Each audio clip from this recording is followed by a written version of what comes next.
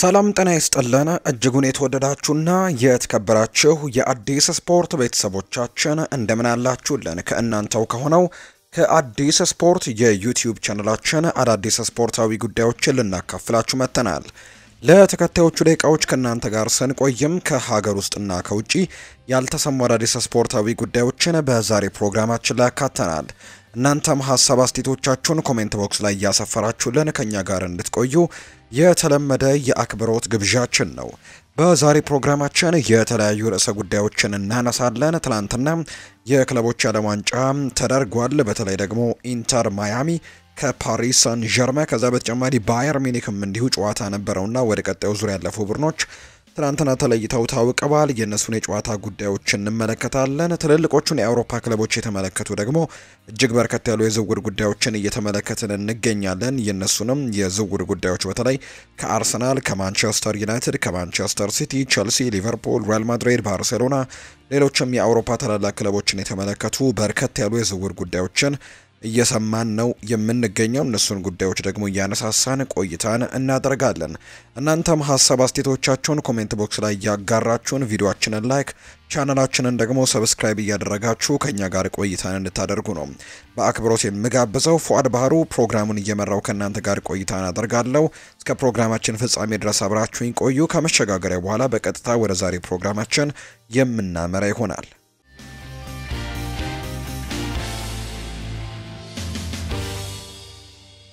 ትናንትና ምሽት የተደረጉ የክለቦች የዓለም ዋንጫ ጨዋታዎችን በማስቀደምን ጀምር። ትናንትና የጥሎ ማለፍ ሁለት ጨዋታዎች ቀጥለው ተደርገዋል። ከትናንትና በስቲያ እንደጀመሩ ይታወቃሉ። የጥሎ ማለፍ ጨዋታዎች እንግዲህ ከትናንትና በስቲያ ፓልሜራስ እና እንዲሁ ደግሞ ቸልሲ ወደ ቀጣዩ ዙር ማለፋቸውን ያረጋገጡ ቡድኖች ነበሩ። ትናንትና ደግሞ ሁለት ጨዋታዎች ሲጠበቁ ነበር። የአውሮፓ ሻምፒዮኖቹ ፓሪስ ሳን ዠርሜን ከሊዮኔል ሜሲ ኢንተር ማያሚ እና እንዲሁ የብራዚሉ ክለብ ፍላሚንጎ ደግሞ ከጀርመኑ ክለብ ባየር ሚኒክ ጋር የሚያደርጉት ጨዋታ ትናንትና ሲጠበቁ የነበሩ ሁለቱ ጨዋታዎች ናቸው። እነዚህ ሁለት ጨዋታዎች ትናንትና በጥሎ ማለፉ ተደርገዋል። ቅድም የተደረገው ጨዋታ ፓሪስ ሳን ዠርሜንን ከኢንተር ማያሚ ጋር ያገናኘው ጨዋታ ነው። ፓሪስ ሳን ዠርሜን ይህንን ጨዋታ በቀላሉ አሸንፎ ወደ ቀጣዩ ዙር ወደ ሩብ ፍጻሜው መቀላቀሉን ያረጋገጠ ቡድን ሆኗል። በክለቦች የዓለም ዋንጫ የጥሎ ማለፍ ጨዋታ ፓሪስ ሳን ዠርሜን የአሜሪካውን ክለብ ኢንተር ማያሚን እንግዲህ ገጥመው 4-0 በሆነ ሰፊ ውጤት ነው ማሸነፍ የቻለው። አራቱም ግቦች የተቆጠሩት በመጀመሪያው 45 የጨዋታ ክፍለ ጊዜ ነው። ጃኦ ኔቬስ ሁለት ጎሎችን ማስቆጠር ችሏል። አችራፍ ሀኪሚ እንዲሁ አንድ ቀሪ ጎል ሲያስቆጠር አቪሌስ የተባለ ተጫዋች ደግሞ የኢንተር ማያሚ ተጫዋች በራሱ ላይ ጎል ማስቆጠሩን ነው ትላንትና የተመለከትነው። ውጤቱን ተከትሎ ፓሪስ ሳን ዠርሜን ሩብ ፍጻሜውን ሲቀላቀል፣ ኢንተር ማያሚ ግን ከውድድሩ መሰናበቱን ያረጋገጠ ቡድን ሆኗል። በጨዋታው ላይ ፓሪስ ሳን ዠርሜኖችን ሁለት ጎል ያስቆጠረው ጃኦ ኔቬስ የጨዋታው ኮከብ ተብሎ የተመረጠው ተጫዋችም እሱ ነው። ፓሪስ ሳን ዠርሜን በሩብ ፍጻሜው እንግዲህ ባየር ሚኒክን ነው የሚገጥመው። በሩብ ፍጻሜው ከባየር ሚኒክ ጋር የሚያደርጉት ጨዋታ ደግሞ እጅግ በርካቶች በጉጉት እንዲጠበቅ አድርጎታል። ከትላንትናው ጨዋታ ጋር በተያያዘ በርካቶች ሀሳቦቻቸውን እየሰጡ ይገኛሉ። እንዲሁም አንዳንድ ጉዳዮችንም እኛ እናንሳ። ሊዮኔል ሜሲ ባይኖር ኖሮ ኢንተር ማያሚ እዚህ አይደርስም ነበር ብሏል። አርሰን ቬንገር ናቸው ይህንን ሀሳብ የሰጡት። የቀድሞ የአርሰናል ታሪካዊ አሰልጣኙ አርሰን ቬንገር ሲናገሩ ሊዮኔል ሜሲ በክለቦች የዓለም ዋንጫ ያለው ተጽዕኖ ፈጣሪ ተጫዋች እንደሆነ በማለትም ነው እንዲሁ የገለጹት። ሊዮኔል ሜሲ ጥሩ ቁጥር ላይኖረው ይችላል፣ ነገር ግን በክለቦች የዓለም ዋንጫ ትልቅ ተጽዕኖ የፈጠረው ተጫዋች ግን እሱ ነው ሲሉ አርሰን ቬንገር አሞካሽተውታል። ያለ ሊዮኔል ሜሲ ገዛ ኢንተር ማያሚ ጥሎ ማለፉንም ባልተቀላቀለ ነበር የሚሉት አርሰን ቬንገር ከሌሎች ተጫዋቾች ጋር ልዩነቱ በጣም ሰፊ ነው ሲልም ነው የተናገረው። ሊዮኔል ሜሲ በውድድሩ ከሚኬል ኦሊሴ ጋርም እንዲሁ ከባየር ሚኒኩ ተጫዋች ጋር አነጻጽረውታል። አርሰን ቬንገር ኦሊሴ ጥሩ ቁጥር አለው፣ ጥሩ ጨዋታም አድርጓል፣ ነገር ግን ባየር ሚኒክ ግን ያለ ኦሊሴ ማለፍ ይችል ነበር ሲሉ ተናግረዋል። አክሎም ኢንተር ማያሚ ግን ያለ ሊዮኔል ሜሲ በጭራሽ ወደ ቀጣዩ ዙር ማለፍ አይችሉም ነበር፣ እዚህ ጥሎ ማለፍ ደረጃም አይደርሱም ነበር ሲልም ጭምር ነው አርሰን ቬንገር የተናገሩት። ሌላኛው ትላንትና ከተመለከትናቸው መረጃዎች መካከል አንደኛው አስገራሚ ጉዳይ ሊዮኔል ሜሲ ለመጀመሪያ ጊዜ ነው በእግር ኳስ ሕይወቱ የተቃራኒ ክለብ የቀድሞ ክለቡን በተቃራኒነት የገጠመው። አርጀንቲናዊው ተጫዋች ሊዮኔል ሜሲ በእግር ኳስ ሕይወቱ ለመጀመሪያ ጊዜ የቀድሞ ክለቡን በታሪኩ ለመጀመሪያ ጊዜ ነው በተቃራኒው የገጠመው። ከዚህ በፊት እንግዲህ በባርሴሎና በፓሪስ ሰን ዠርሜን ተጫውቶ ማሳለፉ የምናስታውሰው ጉዳይ ነው። ፓሪስ ሰን ዠርሜን ታሪክ የማይዘነጋው የቻምፒየንስ ሊግ ምሽት በባርሴሎና ውጤት ሲቀለበስበት የነበረውን የተወሰነ ስብስብም ትናንትና በተቃራኒው ነው የገጠሙት ፓሪስ ሰን ዠርሜኖች። ያኔ እንግዲህ 6-1 በሆነ ውጤት በካምፕ ኑ ሲሸነፉ እንግዲህ የተወሰኑ ተጫዋቾች አሁን ላይ በኢንተር ማያሚ ሆነው ፓሪስ ሰን ዠርሜንን ትናንትና ገጥመዋል። ከነዚህ መካከል ሊዮኔል ሜሲ፣ ሉዊስ ሱዋሬስ፣ ሰርጂዮ ቡስኳይትስ፣ አሰልጣኙ ሃቪየር ማስኬራኖ፣ ጆርዲ አልባ በውጤት ቀልባሹ ባርሴሎና ቡድን ውስጥ ይገኙ ነበር። እንግዲህ ከሊዮኔል ሜሲ ጋር በተያዘ ከዚህ በፊት እንግዲህ እንዳልኳችሁ ለፓሪስ ሰን ዠርሜን እና ለባርሴሎና ተጫውተዋል። ወደ ፓሪስ ሰን ዠርሜን ከተዘዋወረ በኋላ የባርሴሎናን የመቅጠም እድል አግኝቶ አያውቅምና በተቃራኒው የቀድሞ ክለቡን ገጥሞ አያውቅም። እንዲሁ ደግሞ እስካሁን ድረስ በነበረባቸው ጨዋታዎች ደግሞ ለኢንተር ማያሚ ቢሆን ፓሪስ ሰን ዠርሜንን እና ባርሴሎናን ገጥሞ ያቀምና ትናንትና ለመጀመሪያ ጊዜ ነው የቀድሞ ክለቡን በተቃራኒነት ሲገጥምና ይሄም አዲስ ቁጥር ሆኖ ተመዝግቧል። በአንጻሩ የኢንተር ማያሚው አሰልጣኝ የሆነው ሃቪየር ማስኬራኖ ሲናገር የዓለማችን ምርጡን ቡድን የገጠምነው ሲል የተናገረው የኢንተር ማያሚው አሰልጣኝ ሃቪየር ማስኬራኖ ቡድናቸው እንግዲህ ከፓሪስ ሰን ዠርሜን ትልቅ ልዩነት ቢኖረውም ለመፎካከር ግን ሙከራዎችን ማድረጋቸውን ነው የገለጹት። የገጠምነው የዓለም ምርጡን ቡድን ነው ያሉት ሃቪየር ማስኬራኖ አውሮፓ ላይ እነሱን ማቆም የቻለ ክለብ የለም፣ እዚህም ደግሞ የአሸናፊነቱን ግምት የወሰዱት እነሱ ናቸውና እንግዲህ የተሻለንን ሁሉ ለማድረግ ሙከራዎችን አድርገናል ሲሉ ጭምር የተናገሩት። በሁለቱ ክለቦች መካከል ትልቅ ልዩነት ነው ያለው፣ ቢሆንም ግን ለመፎካከር ሞክረናል፣ በተጫዋቾችም ኮርቻ ያለው ሲሉ የተናገሩት ሃቪየር ማስኬራኖ ከውድድሩ ምን እንደተማሩ ጥያቄ የቀረበላቸው አሰልጣኝ ማስኬራኖ ምንም አላውቅም ሲሉ ነው ምላሽ የሰጡት። በሁለተኛው አጋማሽ ትንሽ ጥሩ ተጫውተን በምድቡ ሁለት ትልልቅ ቡድኖችን ገጥመናል፣ አሁን ግን ወደፊት እንቀጥላለን ሲል ነው ሃቪየር ማስኬራኖ የተናገረው። የኢንተር ማያሚው አሰልጣኝ ሃቪየር ማስኬራኖ ሊዮኔል ሜሲ በትላንትናው ጨዋታ ማድረግ የሚችለውን ምርጡን ነገር በሙሉ ጨዋታው ላይ ማሳየቱን የተናገሩት።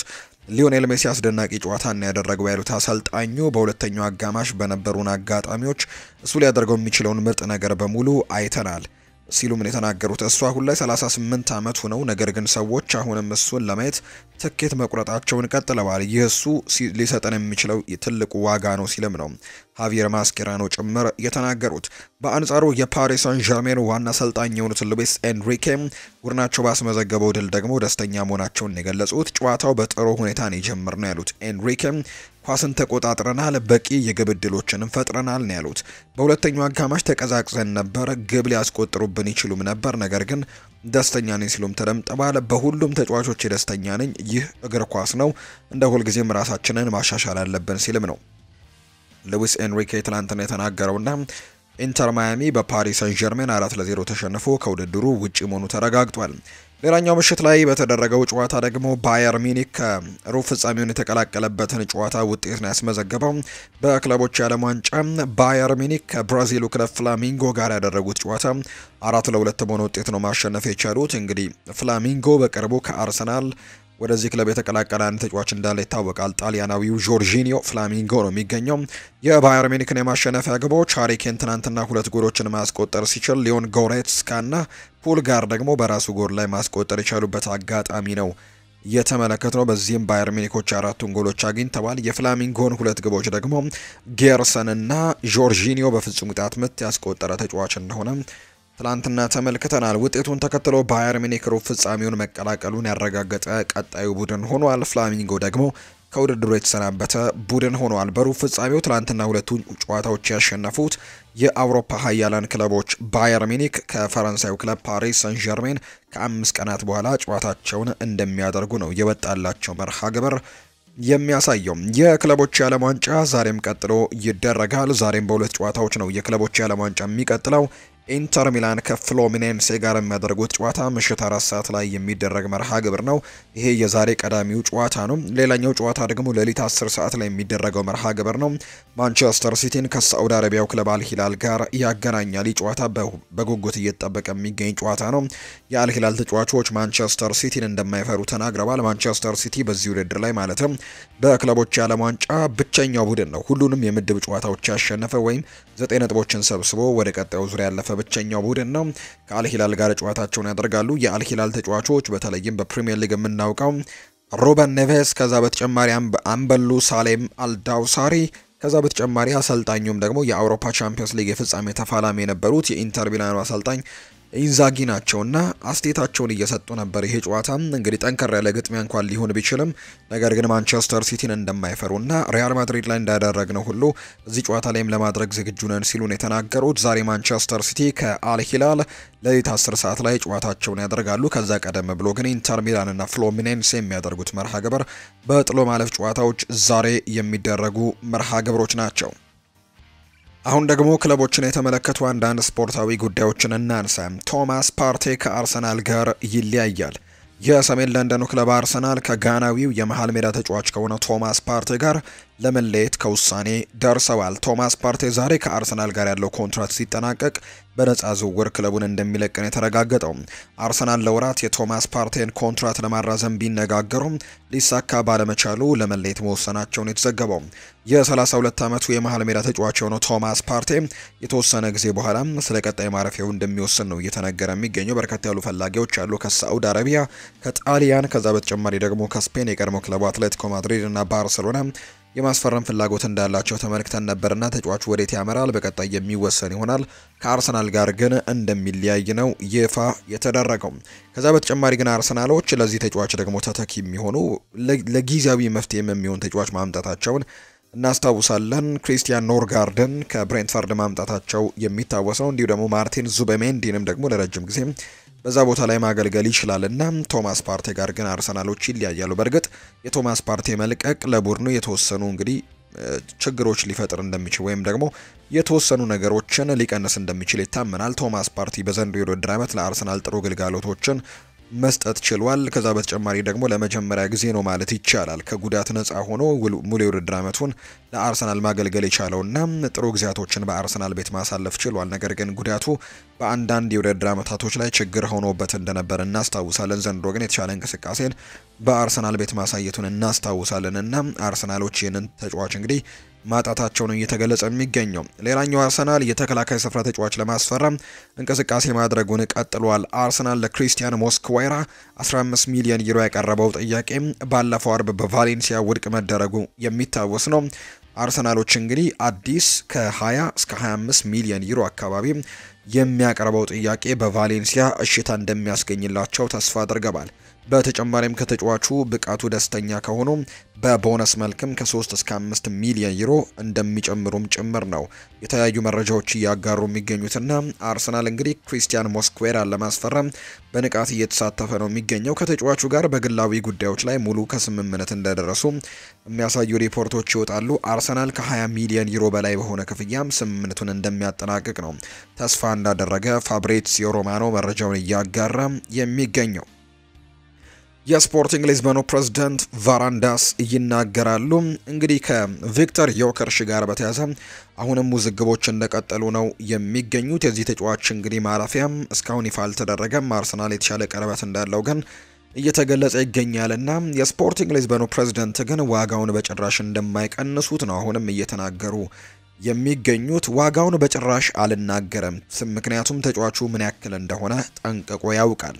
ቪክተር ዮከርሽ በ60 ሚሊዮን ዩሮ እና ተጨማሪ 10 ሚሊዮን ዩሮ እንደማልሸጠው እነግራችኋለሁ፣ በዚህ ዋጋ ወዴትም አይሄድም ሲሉ ነው የስፖርቲንግ ሊዝበኑ ፕሬዝዳንት ቫራንዳስ የተናገሩት። ቫራንዳስ ይቀጥሉና በቅርቡ ከቪክተር ዮከርሽ እድሜ በትንሽ ለሚያንሰው ማርቲን ዙቤሜንዲ 65 ሚሊዮን ዩሮ ሲወጣ ለማቲያስ ኩኛ ደግሞ 62.5 ሚሊዮን ፓውንድ ወይም 75 ሚሊዮን ዩሮ ሲወጣ ይቻላል።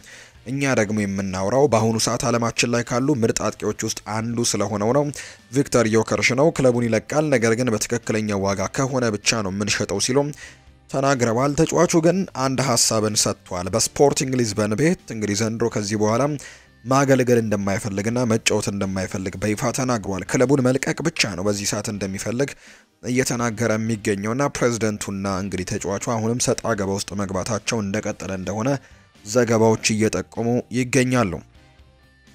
ማርቲን ዙቤሜንዲ በለንደን ይገኛል። የዙቤሜንዲ ዝውውር ጁላይ የመጀመሪያ ቀናቶች ላይ ይፋ እንደሚደረግ ነው ዘገባዎች እያሳዩ የሚገኙት።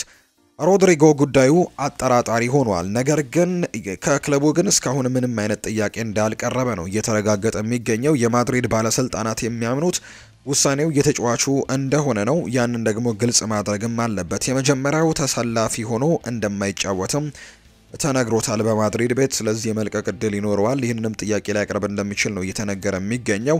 በማድሪድ ቤት አንድ ተጫዋች ለመልቀቅ ጥያቄ ሊያቀርብ ነው የሚሉ መረጃዎች እየወጡ ነው። የተጫዋቹ ስም ይፋ ባይደረግም ነገር ግን ይህንን መረጃ እያወጡ ይገኛሉና ምናልባት ሮድሪጎ ጓይሽ ሊሆን እንደሚችል በርካቶች ግምቶቻቸውን እየሰጡ እንደሚገኝ ነው ዘገባው ያሰፈረው።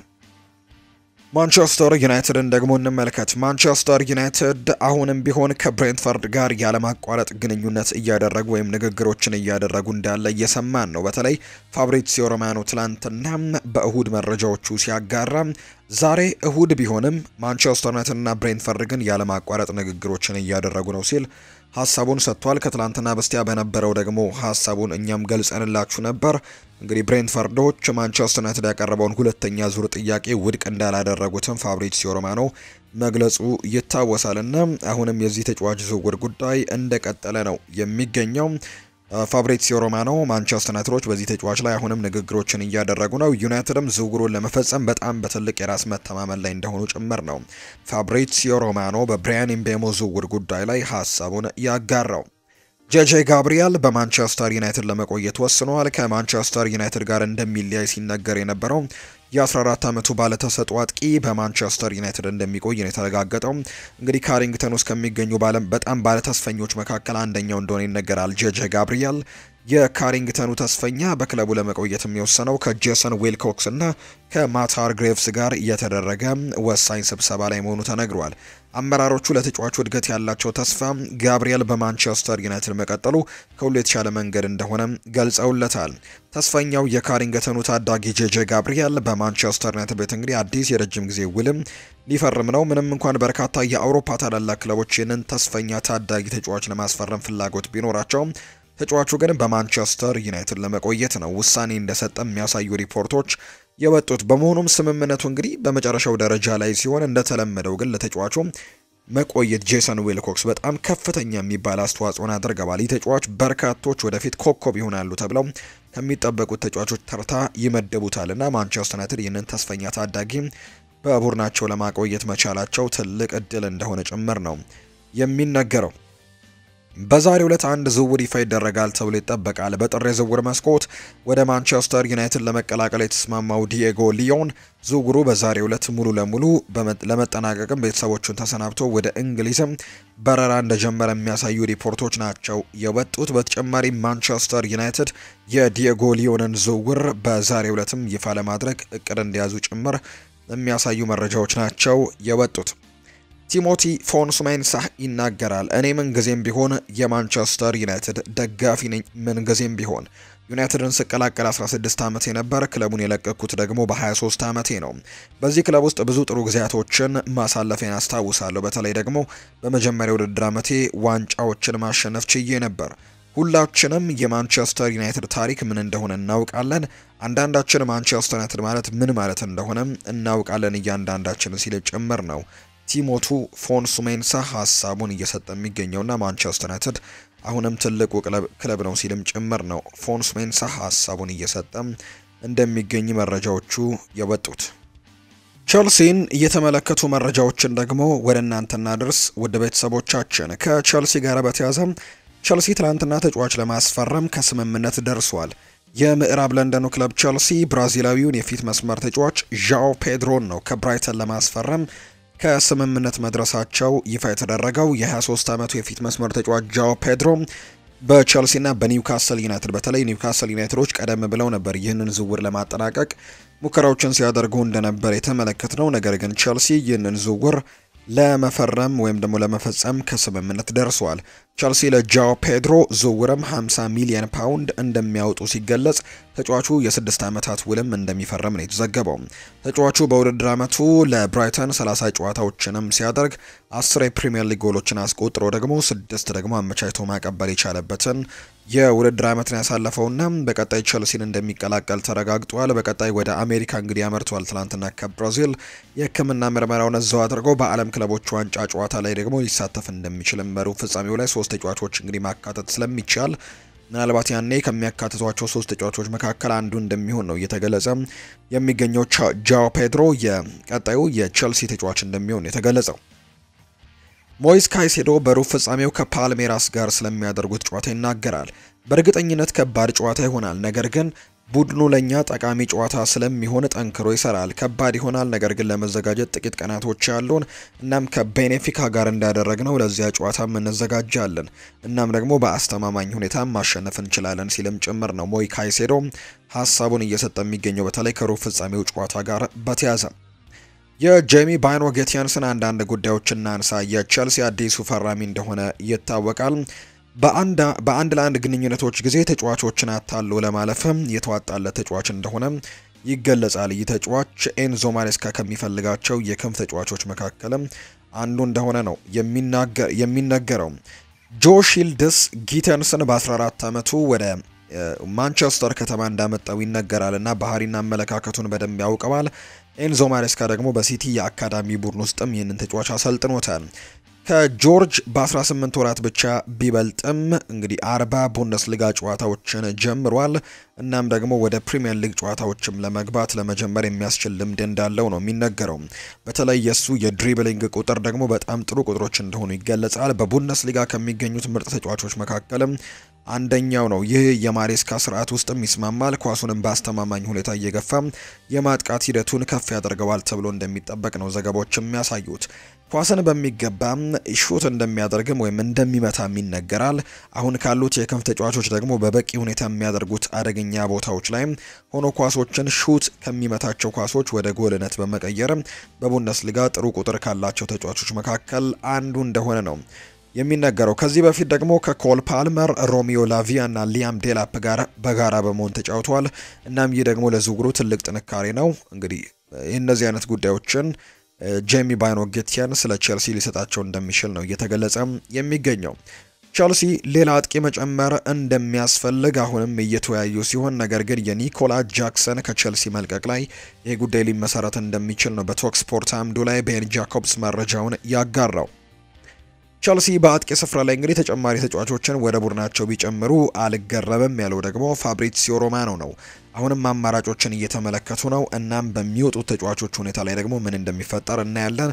በዚህ ጉዳይ ላይ ትኩረት ሰጥተንም እንከታተላለን ሲል ነው ፋብሪዚዮ ሮማኖ መረጃውን ያጋራው።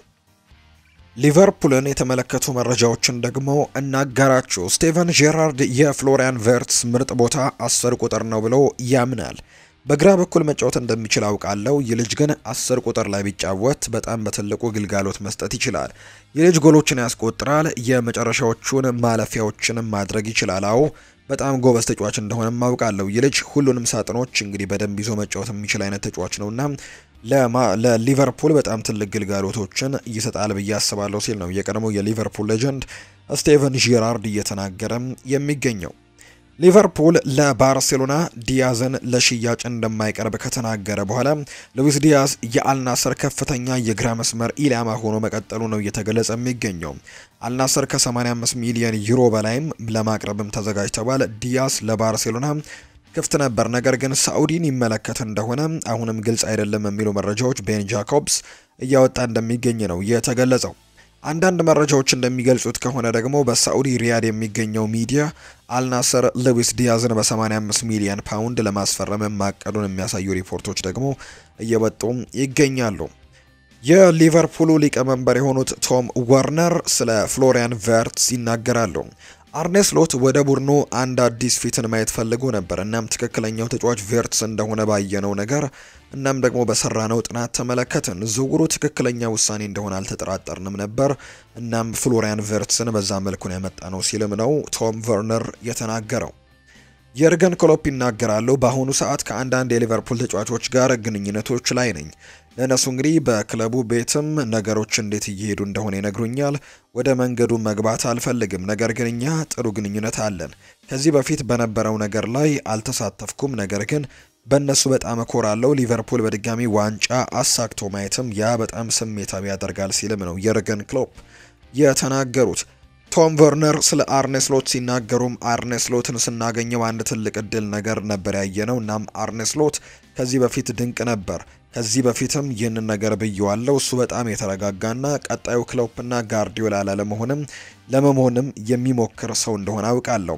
እሱ ራሱን የሆነ ሰው ነው። እሱ ደግሞ ክለቡን የሚለካውም በራሱ መንገድና ጥሩ በሆነ እይታ ነው ሲልም ሀሳቡን ሰጥቷል። ማርክ ጉሂ ሊቨርፑልን እስከ 2030 በሚያቆየው ውልም ለመፈረም ከስምምነት ደርሷል። ሊቨርፑልና ክሪስታል ፓላስ አሁን ላይ ስምምነቱን ለማጠናቀቅም እየሰሩ እንደሚገኙ ኒኮላ ሺር መረጃውን አጋርቷል። ሊቨርፑል የማርክ ጉሂን ፍላጎትም የሚያራምደው ክሪስታል ፓላስ የሚጠይቀውን ዋጋ ሲቀንስ ብቻ ነው። ሊቨርፑል ከ45 እስከ 50 ሚሊዮን ፓውንድ ለመክፈል አቅም የለውም። ዋጋው ደግሞ ከዚህ መቀነስ ይኖርበታል። ሊቨርፑል አሁንም ጉሂን ትክክለኛ ገበያ ላይ ያለ ተጫዋች መሆኑን እየገመገሙ ነው። ጉሂ ለሽያጭ ክፍት ነው። እናም በዓለም ዋንጫ ደግሞ ሀገሩን ለመወከል በዚህ የውድድር ዓመትም አቅሙን የሚያሳይበት የጨዋታ ጊዜ ያስፈልገዋል። ሊቨርፑሎችም ሌሎች ኢላማዎች ያላቸው። ሪቻርድ ሂውዝ በዋነኛነት ያተኮረው በ18 ዓመቱ ወይም እስከ 22 ዓመት ከ18 እስከ 22 ዓመት እድሜ ላይ ያሉ ተጫዋቾች ላይ ነው ትኩረት ያደረገው። ሊቨርፑሎች ጃሬል ኳንሳህን እድሜ ወይም ደግሞ ታናሽ የሆነ ተከላካይ ለማምጣትም አቅደዋል። በቸልሲና በአርሰናል የሚጋሩት ለጆሬል ሃቶም ደግሞ አድናቆት አላቸው። ሊቨርፑል በዚህ ክረምት መጀመሪያ ላይ ዲን ሃውችሰንን ተመልክተው ነበር። ነገር ግን ብዙም ሳይቆይ የተጫዋች ወደ ሪያል ማድሪድ መቀላቀሉ ይታወሳል። ወደ ውድድር ከገባ በኋላ ደግሞ ሪያል ማድሪድን ቅድሚያ እንደሚሰጥ ተገነዘቡ። ሌኒ ዮሮን እና ላቪ ኮልዊልም ታሪካዊ ኢላማዎች ነበሩ። ሁለቱም ተጫዋቾች ሊቨርፑል እየፈለጉ የነበሩት ተጫዋች ነው። ነገር ግን ሌኒ ዮሮ ወደ ማንቸስተር ዩናይትድ፣ ሌቪ ኮልዊል ደግሞ ቸልሲ ቤት ለመቆየት መወሰኑ የምናስታውሰው ጉዳይ ነውና ታዳጊ ተከላካዮችን የማስፈረም አሁንም ፍላጎት አላቸው ሊቨርፑሎች። ማንቸስተር ሲቲን ደግሞ እንመልከት። ማንቸስተር ሲቲ ለቲኖ ሊቨርማንቶ ጥያቄ ለማቅረብ ዝግጅት ላይ ይገኛል። የተጫዋቹ የገበያ ዋጋ ከ40 እስከ 45 ሚሊዮን ዩሮ ይሆናል ተብሎ ነው የሚገመተው። ነገር ግን ኒውካስል ዩናይትድ ተጫዋቹን ማጣት ስለማይፈልግ እስከ 70 ሚሊዮን ዩሮ ይጠይቃል ተብሎ ይጠበቃል። ይሄ ከሆነ ደግሞ ከገበያው ዋጋ በጣም የተጋነነ ይሆናል ተብሎ እንደሚታሰብ ነው ዘገባዎች የሚያስቡት። ጄረሚ ዶኩ ስለ ሮድሪ ይናገራል። እርሱ ወደ ቡድኑ ሲመለስ ልዩነቱን ማየት ምን ያክል አስፈላጊ እንደሆነ ሁሉም ሰው መረዳት ይቻላል። ለረጅም ጊዜ ጉዳት ላይ ነበር። ከዛ በኋላ ተመልሶ ከትልቅ ክለብ ጋር ቋሚ ሆኖ በመጀመር ብቃቱንና ምን ያክል ተጽዕኖ እንደሚያሳድርም በደንብ አሳይቷል ሲል ነው ጄረሚ ዶኩ ስለ ሮድሪ ሀሳቡን የሰጠው። የሪያል ማድሪድን ጉዳዮች ደግሞ እናንሳ። ቪኒሲዮስ ጁኒየር ኮንትራቱን ካልፈረመ ከሪያል ማድሪድ ጋር ሊለያይ ይችላል የሚሉ ወሬዎች ከእውነት የራቁ ናቸው። ይልቁንስ ቪኒ ጁኒየር ከሪያል ማድሪድ የክለቦች የዓለም ዋንጫ ጉዞ መጠናቀቅ በኋላ በሪያል ማድሪድ የሚያቆየውን ኮንትራት ይፈርማል ተብሎ እንደሚጠበቅ ነው ሆሴ ፌሊክስ ዲያዝ መረጃውን እያጋራ የሚገኘው። ወደ ክረምቱ መግቢያ አካባቢም ሪያል ማድሪድ ጎንዛሎ ጋርሲያን በውሰት አሊያም ደግሞ የመልሶ መግዛት አማራጭ ባለው የሽያጭ ውልም ለመልቀቅም ተቃርቦ እንደነበር የሚያሳዩ ሪፖርቶች እየወጡ ይገኛሉ። ነገር ግን አሁን ላይ በቡድኑ እያሳየው ብቃትን ተከትሎ ከጎንዛሎ ጋርሲያ ይልቅ ኤንድሪክ ወደ ሌሎች ክለቦች የመዘዋወር እድሉ ከፍተኛ እንደሆነ የሚያሳዩ መረጃዎችን ዘ አትሌቲክ እያሰማን ይገኛል። የሮድሪጎ አቋም በጣም አጓጊና ክለቡ ሊፈታው የሚፈልገው የመጀመሪያ መፍትሄ ነው። ሪያል ማድሪድ ሮድሪጎን ክርክሩን እንግዲህ በፍጥነት መፍትሄ ለመስጠት አስቧል። ተጫዋቹ በአንቸሎቲ መሪነት የነበረው አቋም አጠራጣሪ ቢሆንም በአሁኑ ጊዜ ግን ማድሪድ ተጫዋቹን እፈልጓለሁ ብሎም ካመነም ከማንም ክለብ ጥያቄ እንዳልደረሰው ነው የተነገረው። የክለቦቹ ባለስልጣን በተለይ የሪያል ማድሪድ ባለስልጣን የሚያምኑት አንድ ነገር ቢኖር ሁሉም ነገር በተጫዋቹ ላይ የተመሰረተ እንደሆነ ነው። እናም የትኛውም አሻሚነት የሚያብራራው ሰው ሊኖር ይችላል። ነገር ግን አሁን ላይ ግልጽ የሚመስለው ሮድሪጎን በቋሚ አስተላለፍ ውስጥ መሆን ለሱ አስቸጋሪ እንደሚሆን መረጋገጡ ብቻ ነው ብሏል ማርካ። ሪያል ማድሪድ ቁልፍ የመሃል ሜዳ ተጫዋችን ለማግኘት የካማቪንጋን አቋም ማዳበር ያስፈልገዋል። ኤድዋርዶ ካማቪንጋ 23 ዓመቱ ነው። ይህ ማለት ብዙ የመሻሻል እድሎች ያሉት ማለት ነው። በሌላ መልኩ ሻቪ አሎንዞ ለኤድዋርዶ ካማቪንጋ ትክክለኛ አሰልጣኝ እንደሚሆን ተስፋ አደርጋለሁ። ከዛ ባለፈ ሙሉ አቅሙን እንደሚያሳይም ይረዳዋል። እኔ ብዙ አማካዮች ጥሩ ብቃት እንዲያሳዩ የሚያስችላቸውንና በእግር ኳስም የብስለት ደረጃ ለመድረስም ዓመታት ያስፈልጋቸዋል ብሏል ሆሴ ፌሊክስ ዲያስ በመረጃው። አይደር ሚሊታው የአካል ብቃት እንቅስቃሴውን ለመመለስ ከጉዳት ለመዳንም ሳይቸኩልና ወደ ጨዋታም ለመመለስ እንደሚፈልግ ለክለቡ ተናግሯል። ሆኖም ግን ሻቪ አሎንዞ በሶስት ተከላካዮች ላይ የተመሰረተ የመከላከል ዘዴን ለመተግበር ነው የሚፈልገው። በዚህም አይደር ሚሊታው ከዲን ሃውችሰን እና ከአንቶኒ ሩዲገር ቀጥሎ ወሳኝ ሚናን ይጫወታል ተብሎ ነው የሚጠበቀው። አይደር ሚሊታው ወደ ቡድኑ የመከላከል ስትራቴጂ የመመለሱ አስፈላጊነትና ለቀጣዩ የውድድር ዓመትም ሙሉ ዝግጅቱን ለማረጋገጥ ጥንቃቄ የተሞላበት አካሄድም እንደሚያስፈልግ ነው ማርካ የሚያምነው። ሩዲገር በዩቬንቱሱ ጨዋታ ላይ ስለመሳተፍ ላይ ያተኩራል። በፓልም ቢች የልምምድ ማዕከል ውስጥም ሩዲገር ለቀጣዩ ጨዋታ ብቁ እንደሆነ ሁሉም ነገር ያሳያል። በሳልዝበርግ ጨዋታ ላይ የታየው ሁሉም ነገር ከዚህ በኋላ ያሉት ጨዋታዎች ከዚህ በላይ ሊያምሩ እንግዲህ እንደሚችሉ ማሳያ እንጂ መደምደሚያ አይደሉም። ስለዚህም አሴንሲዮ ከቀይ ካርዱ ቢመለስም ለማክሰኞ ጨዋታ ግን የመጀመሪያ አስተላለፍ ውስጥ በመሆን ጨዋታውን ይጀምራል ተብሎ አይታሰብም። ሻቪ ሩዲገርን እንግዲህ በሶስት ተከላካዮች ጋር የጨዋታውን እቅድ ከወደደውና ጨዋታውን ለማድረግ ዝግጁ ከሆነ ከአሴንሲዮ ይልቅ እሱን በጨዋታው ላይ ሊጠቀሙ እንደሚችል ዲያሪዮ አስ መረጃውን አጋርቷል። በአሜሪካ እየተካሄደ ባለው የክለቦች ዓለም ዋንጫ ውድድር ላይ ጨዋታዎቹን በንቃት ስቴዲየም ተገኝተው ሊከታተሉ ይችላሉ ተብለው ከታሰበው ፐርሰንት በታች ነው ደጋፊዎች ለጨዋታው ትኩረት ሳይሰጡ የተገኙት። በዚህም ፊፋ ካቀደው የደጋፊዎች ቁጥር አንጻር እስካሁን ሜዳ ውስጥ የተገኘው ጨዋታውን ለመታደም የሚቻሉት እግር ኳስ አፍቃሪያን 57 በመቶ ያክሉ ብቻ ናቸው። በዚህ መሃል ደጋፊዎች ቁጥር አናሳ ቢሆንም ነገር ግን የዓለም ክለቦች ዋንጫ ተጀምሮ አንስቶ እስካሁን ድረስ በእያንዳንዱ ጨዋታ ላይ ብዙ የደጋፊዎች ቁጥር የታየበት ጨዋታ በሪያል ማድሪድ ጨዋታዎች ላይ እንደሆነ ፊፋ ገልጿል። ሆኖም ግን እስካሁን 48ኛው የምድቡ ጨዋታዎች የተደረጉ ሲሆን በዚህም በአማካይ በተለያዩ ስቴዲየሞች ተገኝተው ጨዋታዎችን መመልከት የቻሉ ደጋፊዎች 34770 አቬሬጅ እንዳላቸው ጭምር ነው እየተገለጸ የሚገኘው። ዶሚኒክ ካልቨር ሌዊን ከኤቨርተን ጋር ተለያይቷል። እንግሊዛዊው የፊት መስመር ተጫዋች የሆነው ዶሚኒክ ካልቨር ሌዊን ኮንትራቱ መጠናቀቁን ተከትሎ ከኤቨርተን ጋር ከመርሲሳይዱ ክለብ ጋር መለየቱ በይፋ ታውቋል። ዶሚኒክ ካልቨር ሌዊን ከ9 ዓመታት በኋላ ነው ኤቨርተንን በነፃ ዝውውር የሚለቅ እንደሆነም የተረጋገጠው። ኤቨርተን ለዓመታት ቤት የነበረ ተጫዋቾችም እንዲሁ ደግሞ ግለሰቦችም በጣም አመሰግናችኋለሁ፣ ጥሩ ተጫዋች እንደሆነና ጥሩ ሰውም እንደሆነ ረድቶኛል፣ አመሰግናለሁ ሲል ኤቨርተንንም ምስጋናውን አቅርበዋል። ተጫዋቹ በስንብት መልእክቱ ላይ ይህንን ያስተላለፈው የ28 ዓመቱ አጥቂ ዶሚኒክ ካልቨር ሌዊን በተጠናቀቀው የውድድር ዓመት በተደጋጋሚ ጉዳቶች ለቡድኑ ግልጋሎት መስጠት አልቻለም። ተጫዋቹ በኤቨርተን የ9 ዓመታት ቆይታ 274 ጨዋታዎችን አድርጎ 71 ግቦችን ደግሞ ማስቆጠር ችሏል። በቀጣይ ዶሚኒክ ካልቨር ሌዊን ወዴት ያመራል የሚለው ጉዳይ አጠያቂ ሆኗል። ነገር ግን ቀጣዮቹ ክለቦች ምናልባት እዛው በእንግሊዝ ሊሆን የሚችልበት እድል ግን ይኖራል። የዳቪድ ሞይሱን ኤቨርተንን ግን መለየቱ ነው የተነገረው። ሜጀር ሊግ ሶከር ትልቅ ደረጃ ላይ ደርሷል ያለው ደግሞ ዴቪድ ቤካም ነው። የኢንተር ማያሚው ጥምር ባለቤት ሰር ዴቪድ ቤካም የሜጀር ሊግ ሶከር አስደናቂ ደረጃ ላይ መድረሱን የተናገረው ሊጉ አሁን ላይ በሚደነቅ ደረጃ ላይ ይገኛል ያለው ዴቪድ ቤካም ባለፉት 14 ዓመታት አካባቢም እንግዲህ 14 ወይም ደግሞ 15 ዓመታት የተለየ ለውጥ መጥተዋል ሲልም ጭምር የተናገረው። አክሎም እኔ ወደዚህ ስመጣ 15 ቡድኖች ነበሩ የሚሳተፉት፣ አሁን ላይ ግን 30 ቡድኖች አሉን፣ ሁሉም ስቴዲየም አላቸው፣ ገንዘብም ያገኛሉ በማለትም ጭምር ነው የተናገረው። በሊግ ውስጥም ባሉት ሁሉም ህጎች ላይ የተወሰነ ለውጥ ማድረግ አለበት፣ ነገር ግን ሊጉ ደረጃው ግን አይደለም፣ ብዙ ስራዎች ተሰርተዋል፣ ወደፊትም መሰራት ያለባቸው አሉ ሲል ነው ቤካም የተናገረው። ዴቪድ ቤካም በእጁ ላይ ጉዳት አጋጥሞት የነበረ ቢሆንም ሙሉ ለሙሉ ግን ሳያገግም በተለይ ደግሞ የትናንትናውን ጨዋታ ለመታደም ስቴዲየም መገኘቱን የሚያሳዩ ሪፖርቶችንም ተመልክተን ነበር። ትናንትና በፓሪስ ሰን ዠርሜን ግን ቡድኑ ኢንተር ማያሚ 4-0 በሆነ ውጤት ተሸንፎ ከውድድሩ ውጪ መሆኑ የሚታወስ ጉዳይ ነው። የተወደዳችሁና የተከበራችሁ ቤተሰቦቻችን ለዛሬ ያዝንላችሁ አዳዲስ ስፖርታዊ ጉዳዮቻችን እነዚህን ይመስላሉ። ስላደመጣችሁን፣ ስለተከታተላችሁን፣ ቆይታችሁን ከኛ ጋርም ስላደረጋችሁ እጅጉን ከልብ አድርገን እናመሰግናለን። ቪዲዮአችንን ላይክ፣ ቻናላችንን ሰብስክራይብ እያደረጋችሁ ቆይታችሁን ያደረጋችሁ በሙሉ ላቅ ያለ ምስጋናችንን ለእናንተ ማቅረብ እንወዳለን። ፉአድ ባህሩ የዛሬን ፕሮግራም እየመራው ከእናንተ ጋር ቆይታን አድርጌያለሁ። በቀጣይ ፕሮግራሞቻችን ሌሎች የዝውውር ጉዳዮችን፣ ሌሎች ስፖርታዊ ርዕሰ ጉዳዮችን ይዘን በድጋሚ መገናኘታችን አይቀርም። በምሽቱ ፕሮግራማችን በድጋሚ እንገናኛለን። ስላደመጣችሁኝ፣ ስለተከታተላችሁኝ እጅግ ከልብ አድርጌ አመሰግናለሁ። ፉአድ ባህሩ ፕሮግራሙን እየመራው ቆየው። መልካም ጊዜ፣ መልካም ቀን፣ መልካም የስራ ቀን እንዲሆንላችሁም ነው በአክብሮት የምመኘው።